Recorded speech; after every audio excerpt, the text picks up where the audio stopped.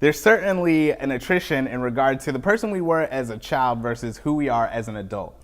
Why that happens and if we can continue to be ourselves from adolescence to adulthood is what Little takes aim at.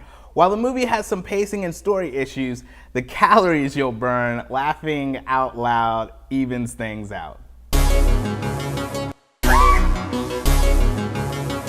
Jordan Sanders, played by Regina Hall, is the type of boss you don't want to have. She's mean, self-centered, condescending, and has enough money and power to get away with it all. Her assistant, April Williams, played by Issa, is her talented but overlooked and overworked doormat. Jordan's latest technological invention, Homegirl, who's actually voiced by Tracee Ellis Ross, think Alexa but a cool black version, is in beta testing. When her biggest client, Connor, played by Mikey Day, gives her 48 hours to give a new innovation before he leaves her firm, Jordan goes Hulk on her employees. She just happens to be mean to a little girl who casts a spell on her in the process. The next morning, Jordan wakes up as the middle school version of herself, played by Marsai Martin, who many of us have seen in Blackish. She quickly pulls in April to help her figure out what's going on, while using her to continue the day-to-day activities in the company. Shenanigans ensue as Jordan learns more about herself, friendship, and what it means to be yourself. Now, I gotta say, both a blessing and a curse, the screenplay fires off jokes like a TV sitcom. It seems like the jokes come at least once per minute of screen time. Many of the jokes hit, but others noticeably don't.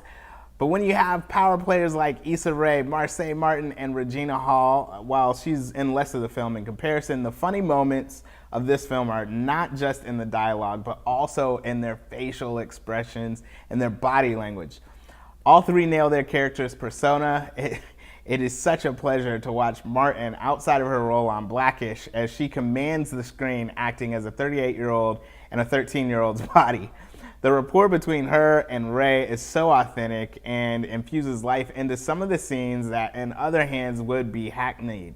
While the laughs come consistently and the film taps into some emotional moments, many of the scenes within the film feel common in a bad way. Inspired by the movie Big, Little doesn't do much innovating in the body-switching Freaky Friday type of genre. Due to that, some of the storytelling and transitions force you to forgive it for following the leader rather than lead you down a refreshingly original path.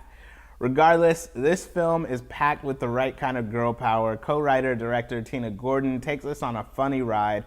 Both Hall and Martin serve as executive producers on the film, which makes Marsai Martin one of the youngest executive producers in Hollywood.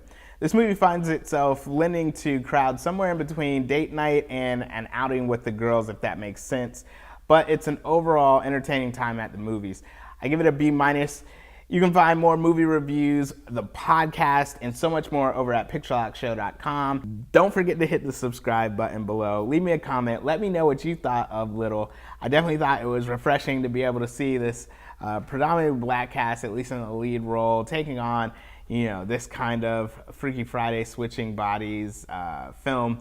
Not refreshingly original, again, a few pacing issues, but it's definitely a good time at the movies. So let me know what you think, and thanks for watching.